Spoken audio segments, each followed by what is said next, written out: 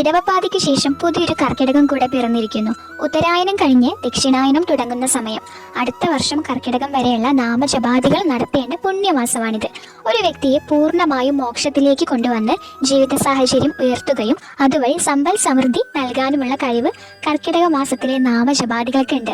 ഇങ്ങനെയുള്ള ഈ പുണ്യമാസത്തില് 2 നേരം കുളിച്ച് വിളക്ക് വെച്ച് നാമജപം നടത്തുന്നത് അത്യുത്തമമാണ്. രാവിലെ ബ്രഹ്മമുഹൂർത്തത്തിലും 4 മണി മുതൽ 5:30 വരെയുള്ള സമയം, വൈകുന്നേരം സന്ധ്യാസമയം 6 മണി മുതൽ 7:30 വരെയുള്ള സമയത്തുമാണ് പ്രാർത്ഥനകൾ നടത്തേണ്ടത്. ഭഗവാന്റെ പ്രീതി ലഭിക്കാൻ വേണ്ടി നമ്മൾ എന്ത് ചെയ്താലും അതിന്റെ 4 ഇരട്ടിയായി തിരിച്ചു കിട്ടുന്ന സമയമാണിത്. ഈ കർക്കിടകം പുണ്യപ്രവൃത്തികളാൽ നിറഞ്ഞു നിൽക്കട്ടെ. ഞാൻ ഇനി പറയാൻ പോകുന്ന കാര്യങ്ങളൊക്കെ ചെയ്യുന്ന ഉറപ്പിക്കുക. നിങ്ങളുടെ ജീവിതം 2 നേരവും പറ്റുന്ന പോലെ നാമജപം നടത്തുന്ന തീരുമാനിക്കുക. ജീവിതത്തിൽ നല്ല മാറ്റങ്ങൾ സംഭവിക്കും.